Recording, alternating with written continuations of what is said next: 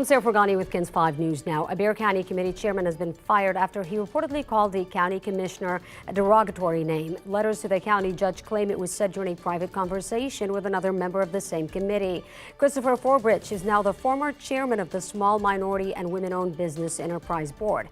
Commissioners voted on Tuesday to remove him from his position after Judge Peter Sakai received multiple complaints about a crude name he allegedly called Commissioner Rebecca Clay Flores. Forbridge defended himself, arguing his language in that private conversation was a form of protected political speech, and revealed he hired a lawyer over claims he did not receive timely notice of yesterday's hearing, which Sakai denied. Meanwhile, Clay Flores thanked commissioners for their swift action.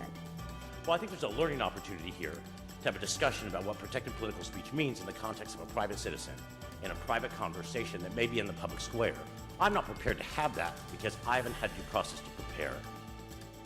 This vote in the leadership of Judge Sakai speaks that this county will not tolerate sexism or verbal abuse. An appointee representing the county, as well as employees, shall conduct themselves professionally. It is unclear who will decide on a replacement for Forbridge. A recent deadly shooting has people at a Northside neighborhood sounding the alarm about short-term rentals like Airbnbs in their area. The Woods of Chavano residents held a meeting last night with the police chief, addressing the crowd and reassuring them the area is safe. This comes after a man was shot and killed outside a house party at an Airbnb last week. There should be no Airbnbs or short-term rental properties, okay? My personal opinion is I would love to see a ban on Airbnbs in this neighborhood. Now, the neighborhood has a volunteer-based community association and not an HOA, so they cannot set rules.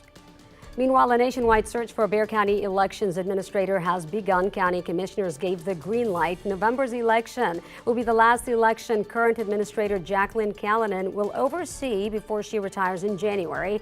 She's been the Bexar County elections administrator since 2005. The Election Commission is receiving funding to select a firm that will conduct that nationwide search. Local and state voting rights organizations had previously tried to oust Callanan, calling for new leadership that focuses on voter registration and education. The Election Commission hopes to have a candidate before the end of the year. A man is dead after taking out his trash in what appears to be a freak accident. While it is considered an accidental shooting now, neighbors are urging police to consider other possibilities. Police say the 58-year-old was at a Northeast Side apartment complex Tuesday morning when he fell down a hill and accidentally shot himself. A neighbor said her family heard arguing before a single gunshot rang out, and that's when the witness said the victim walked to the front of her home calling for help. Neighbors say they performed CPR, but he died on scene. Police say he slipped on muddy grass and that they recovered a handgun near the man. A Strong Like Mike blood drive is happening today with the first 50 donors walking away with a pair of tennis shoes. The drive is honoring Mike Gallegos Jr., a 16-year-old who lost his life to leukemia nearly a month ago. His dad says the blood drive is a way to help other people, but also to help their family heal. We've seen what he's gone through. We've seen what other cancer patients are going through. It's real, and it's killing our kids, you know. It's cancer, it's killing our kids, you know, so they all need blood. They all need blood. I know my son went through a lot of blood. Now, that's taking place today until 4 p.m. at NISD Stevens High School. That information is posted on KENS5.com. Doctors are explaining the reason your child might not want to go back to school this year. They're shining a light on bullying, not just in person, but online and social media as well.